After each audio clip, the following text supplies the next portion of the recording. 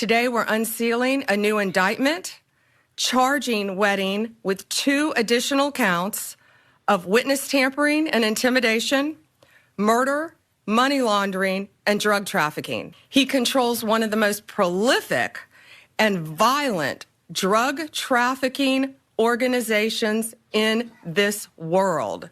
He is currently the largest distributor of cocaine in Canada. But the indictment also charges Wedding and associates like Tommy Damarizi, Blanca Canastillo Madrid, and Rashid Hossein of masterminding 2 2024 murders in retaliation for a stolen drug shipment that passed through Southern California. They've also released images of 3 unidentified suspects and 2 vehicles they are looking for in what's turning out to be a huge international manhunt case. In the course of the investigation, more than 35 individuals have been indicted.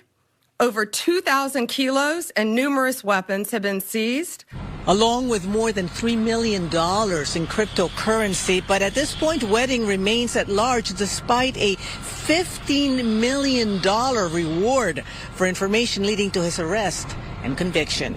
A former Olympic snowboarder ordered the execution of a federal witness in a Colombian restaurant, 5 bullets to the back of the head with a silenced pistol.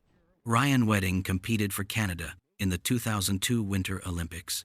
23 years later, he's running a billion-dollar cocaine empire, orchestrating multiple murders and hiding in Mexico under the protection of the Sinaloa Cartel. The FBI calls him the modern-day iteration of Pablo Escobar.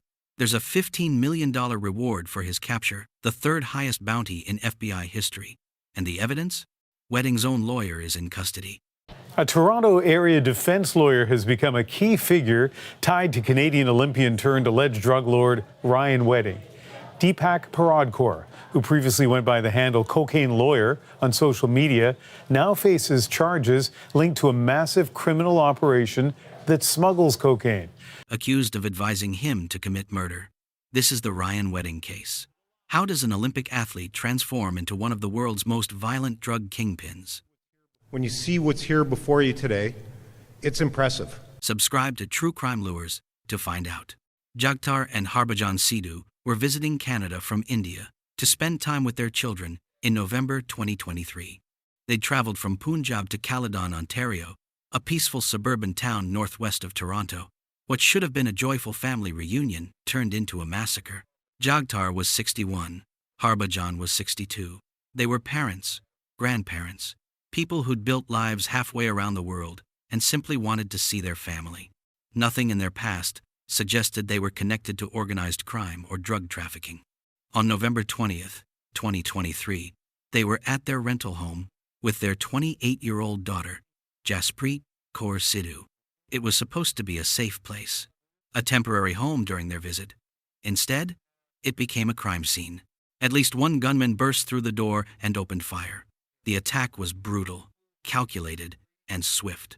Jagtar was shot multiple times. Harbhajan was shot multiple times. Both parents were killed instantly. But the gunman didn't stop there. Jaspreet witnessed the entire rampage. She saw her parents murdered in front of her. And then the gunman turned the weapon on her. She was shot 13 times. 13 bullets tore through her body as she tried to survive the attack that had just stolen both her parents. Somehow, Jaspreet survived, but she suffered what police described as life-altering injuries. The physical wounds would heal. The psychological trauma?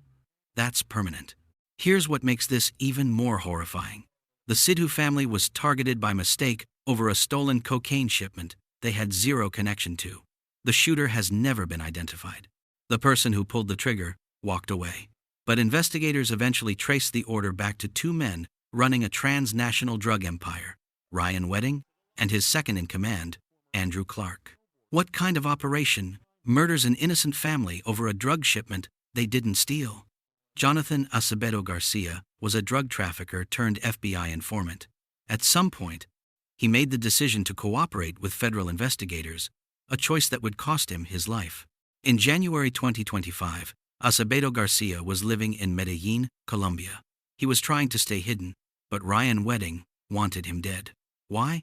Wedding believed that if the witness couldn't testify, the federal case against him would collapse. His own lawyer allegedly told him so. Wedding didn't just want Acevedo Garcia found. He placed a bounty on his head up to $5 million. He posted Acevedo Garcia's photo on a Canadian crime website called The Dirty News to crowdsource his location. Wedding sent someone from Canada to Colombia twice, once in December 2024 and again in early January 2025, to try to locate an Airbnb rental property that Acevedo Garcia operated. Wedding's organization tracked down information about Acevedo Garcia's girlfriend in Colombia, hoping to use her to find him. On January 31st, 2025, Acevedo Garcia was at a restaurant with friends in Medellin. He had no idea what was about to happen. According to surveillance footage, a tall, thin, white male exited the back seat of a vehicle.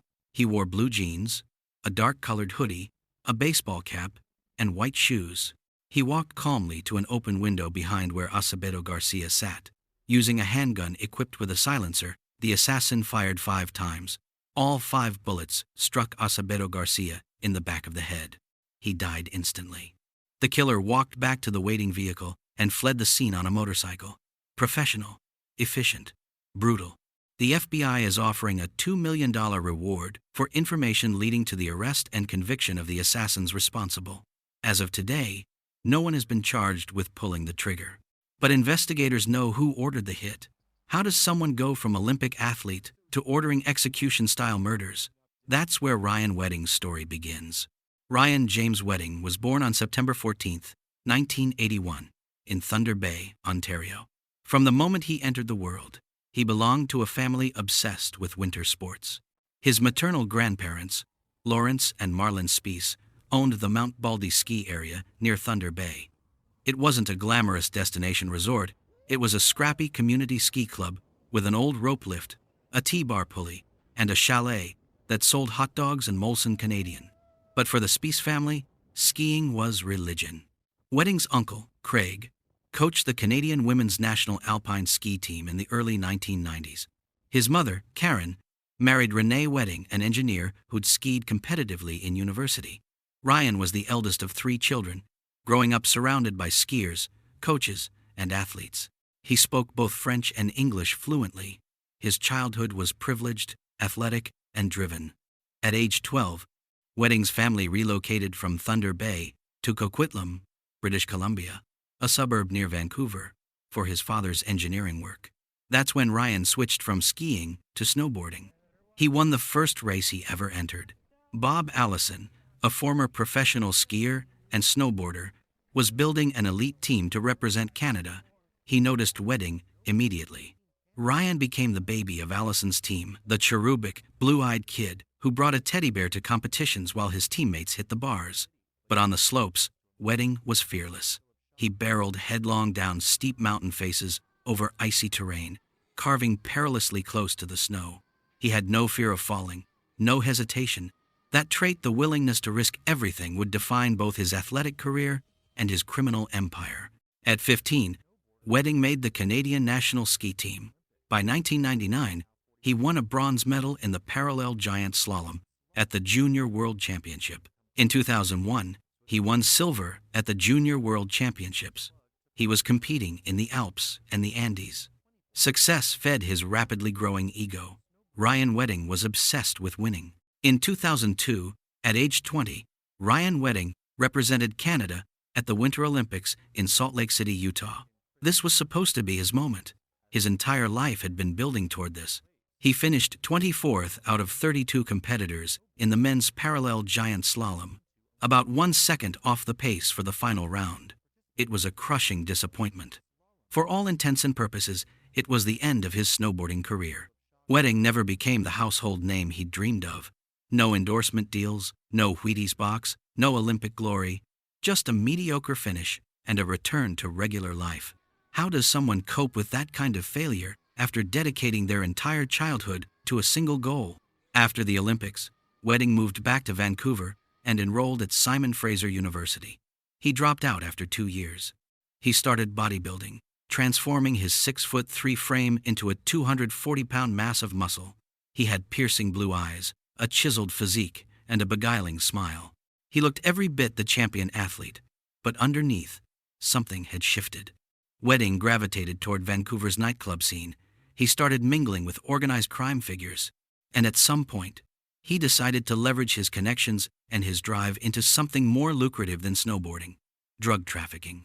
In 2006, the RCMP raided a property called 18 Carat Farms and found a shotgun, ammunition, and $10 million worth of cannabis. Investigators suspected Wedding's involvement, but there wasn't enough evidence to charge him. He walked away. But Wedding wasn't deterred. In 2008, he traveled to San Diego with 2 other men to buy cocaine.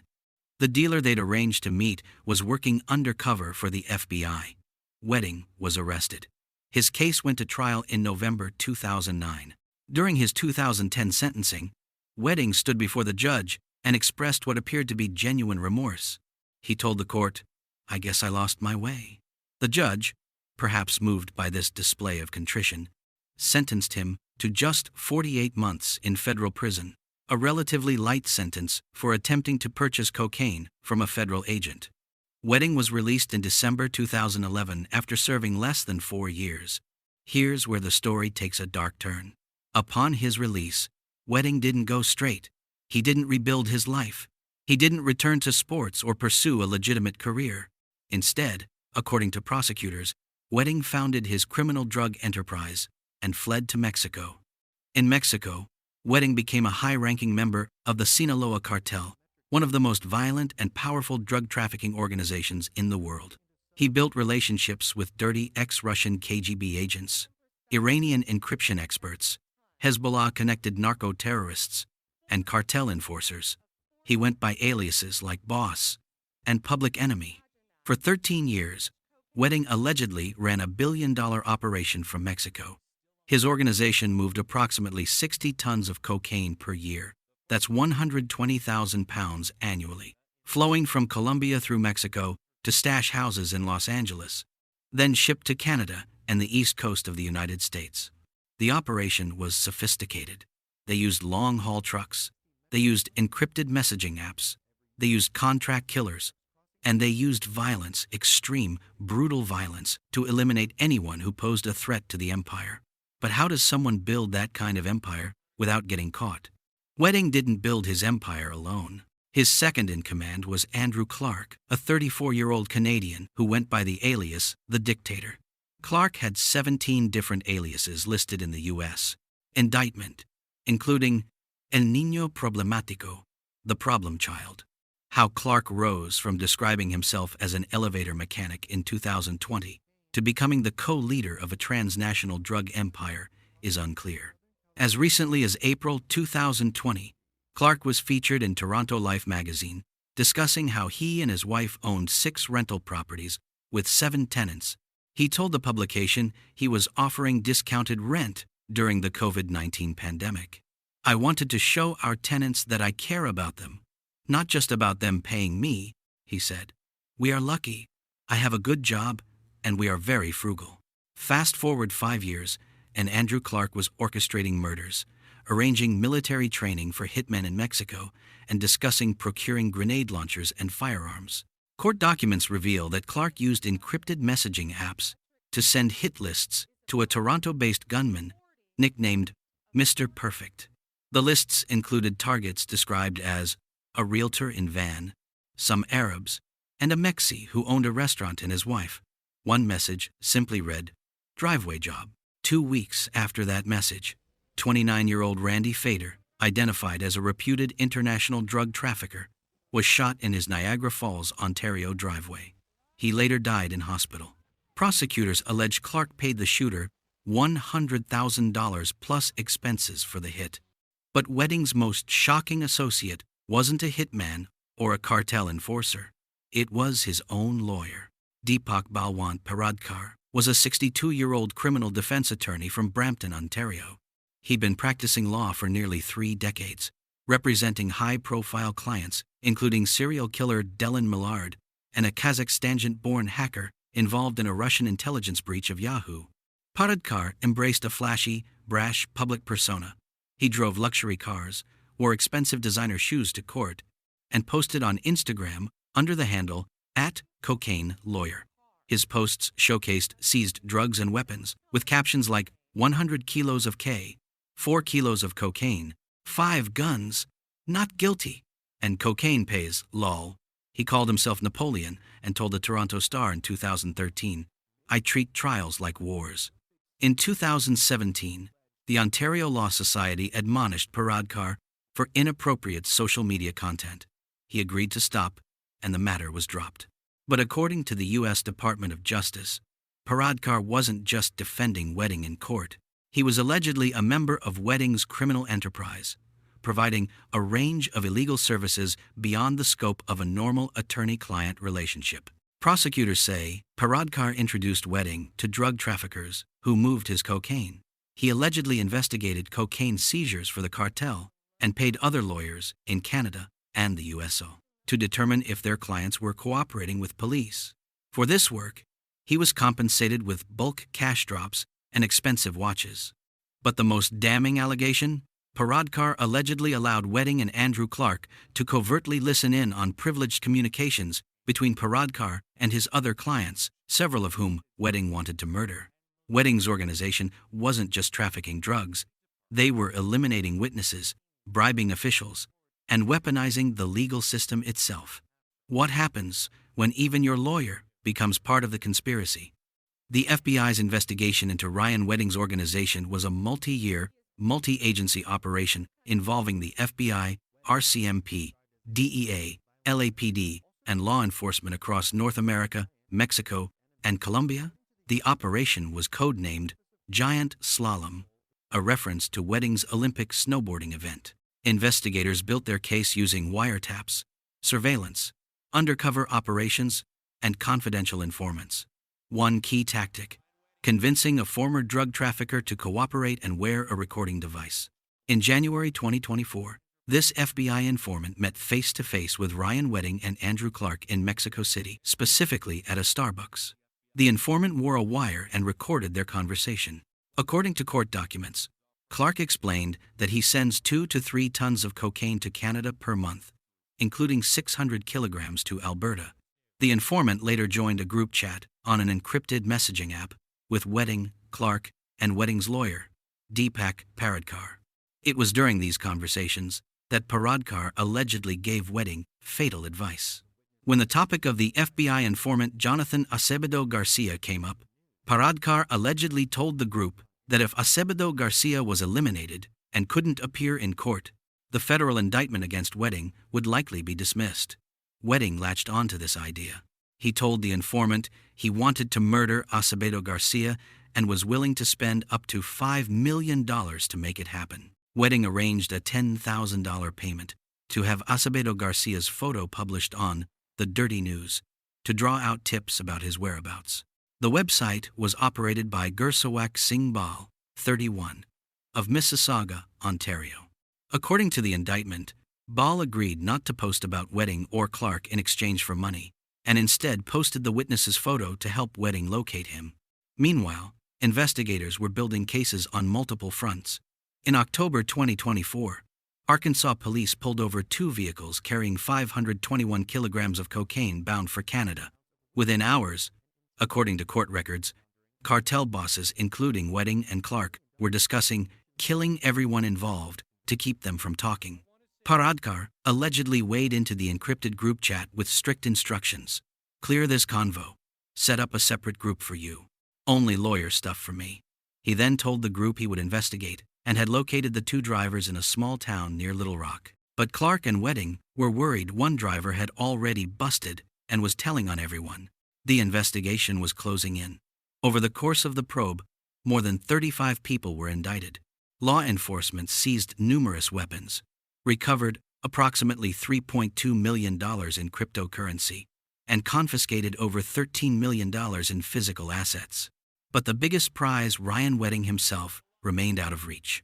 On October 8, 2024, Mexican authorities arrested Andrew Clark at a restaurant in the Guadalajara area. Heavily armed troops in pickup trucks descended on the shopping mall restaurant in a dramatic daytime operation involving the Mexican Navy. Social media video, verified by CBC News, showed the heavily armed convoy surrounding the location, Clark was extradited to the United States in February 2025 and is scheduled to stand trial in Los Angeles on 8 felony charges related to cocaine trafficking and 4 killings. He faces a mandatory minimum sentence of life in federal prison if convicted. His lawyer has indicated Clark will plead not guilty. On November 19, 2025, the FBI and U.S. Department of Justice held a press conference in Washington, D.C., announcing a sweeping crackdown on weddings organization. 10 people were arrested that day, including 7 Canadians. The most shocking arrest? Deepak Paradkar. RCMP officers arrived at Paradkar's home in Thornhill, Ontario, on Tuesday, November 19th. According to First Assistant U.S. Attorney Bill Esaili, Paradkar put up a little bit of resistance and initially refused to come out. He was eventually taken into custody. At the press conference, Esaili made a stunning accusation. His lawyer advised him to kill this witness. His lawyer told him, "If you kill this witness, the case will be dismissed." That lawyer is now in custody, and he'll be extradited and brought to justice here in the United States. When you see what's here before you today, it's impressive. Showing off what they describe as nearly $50 million worth of cocaine, Peel Regional Police announced their biggest drug seizure ever. Now, a CBC News investigation finds that massive bust. U.S. Attorney General Pamela Bondi added, "When you have lawyers who are assisting international drug trafficking players on how to evade law enforcement and to murder witnesses, we can't have that. It was very important to us that the lawyer be charged and the lawyer be brought to justice." Paradkar appeared in Toronto court via video link on November 20th. He's facing extradition to the United States on charges of conspiracy to commit murder, drug trafficking, and conspiracy to tamper with a witness. If convicted, he faces life in prison. His electronic office sign now reads, "Temporarily closed." Also arrested were Gursawak Singh Bal, 31, of Mississauga, founder and operator of the Dirty News website, which was seized by the FBI. Atna Ona, 40, of Laval, Quebec, aliases Tupac and Kim Jong-un. Alistair Chapman, 33, of Calgary, alias Ali Star. Ahmad Nabil Zitoun, 35, of Edmonton. Edwin Basora Hernandez, 31, of Montreal. Roland Sokolovsky, 37, of Toronto, aliases The Jew and Sushi. 2 others with ties to Canada remain fugitives. Rashid Pasqua Hossein, 32, of Vancouver, and Tommy Demarizi, 35, of Montreal, believed to be in the Dominican Republic. The U.S. Department of Treasury also placed economic sanctions on Wedding and several associates, including Paradkar and Wedding's wife, identified as Miriam Andrea Castillo Moreno. But Ryan Wedding himself? Still missing. On March 6, 2025, Ryan Wedding was added to the FBI's 10 most wanted fugitives list. The reward for information leading to his arrest and conviction was increased to $15 million, making it the 3rd highest bounty in FBI history. FBI Director Kash Patel didn't mince words. Ryan Wedding is responsible for engineering a narco-trafficking and narco-terrorism program that we have not seen in a long time. He controls one of the most prolific and violent drug trafficking organizations in this world and works closely with the Sinaloa Cartel. Attorney General Pamela Bondi called Wedding a modern-day iteration of Pablo Escobar. U.S. Attorney Martin Estrada stated, "They would use contract killers to assassinate anyone who they saw as an obstacle to their operation." So where is Ryan Wedding? According to U.S. and Canadian officials, Wedding is believed to be living in Mexico under the protection of the Sinaloa Cartel.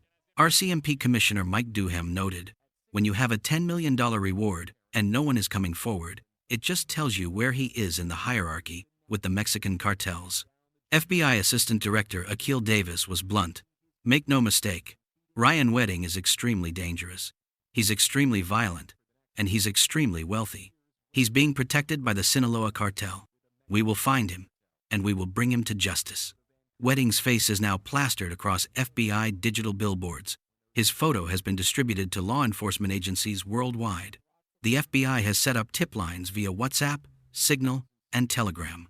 They're receiving tips, but so far, none have led to his capture.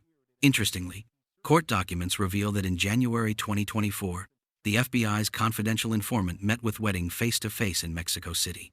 They sat down. They talked. The informant was wearing a wire. The FBI knew exactly where Wedding was at that moment. But for reasons not disclosed in the documents, Wedding wasn't arrested that day. Why? Was it too dangerous?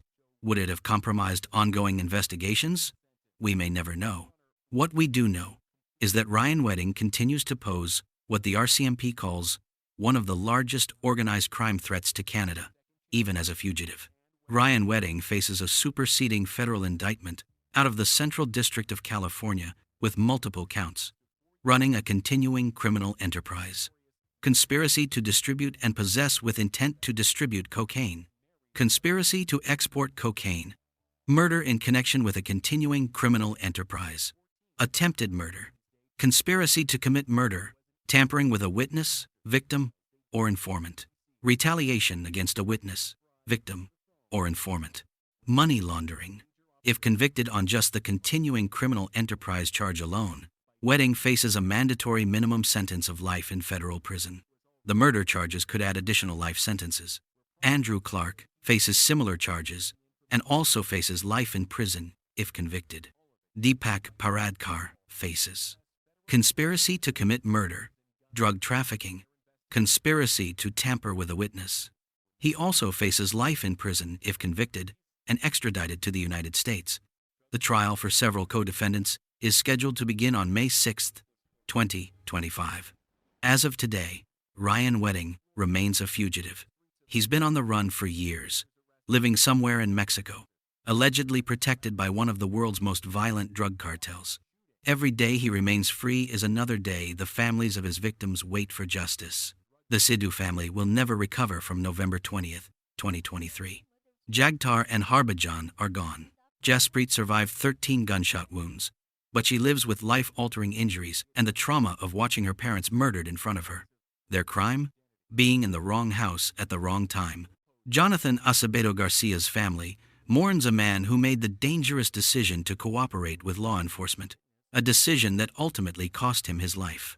His execution in Medellín was brutal, calculated, and carried out on the orders of a man who believed killing a witness would make his legal problems disappear. Andrew Clark sits in U.S. federal custody, facing trial for orchestrating murders and running a billion-dollar cocaine empire. The man who once told Toronto Life magazine he cared about his tenants now faces life in prison. Deepak Paradkar, the flashy lawyer who called himself Napoleon and treated trials like wars, is fighting extradition from Canada. His legal career is over. His Instagram account is deleted. His office is closed. If he's sent to the United States and convicted, he'll spend the rest of his life in prison for allegedly helping his client commit murder.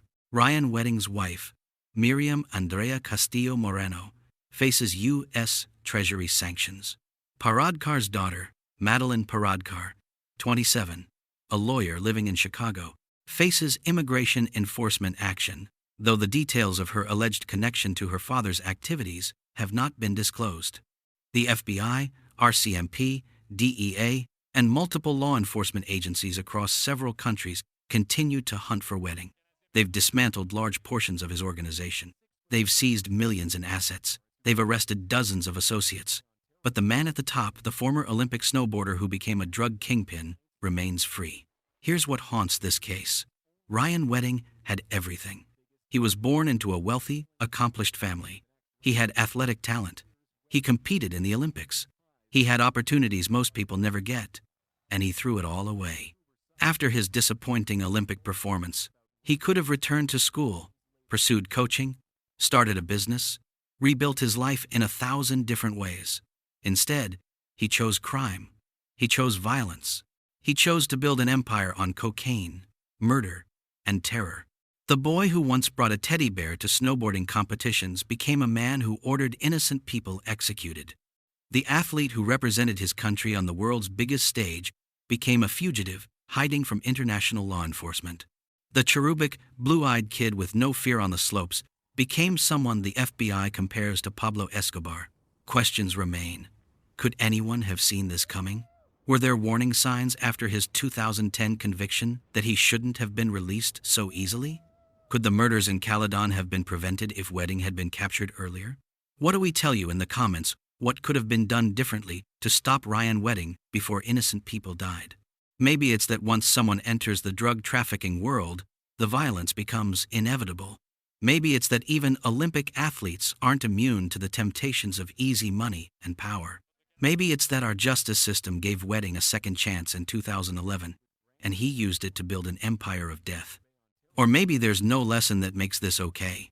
Maybe Ryan Wedding is simply a cautionary tale about wasted potential, unchecked ambition, and the devastating consequences of choosing violence over redemption.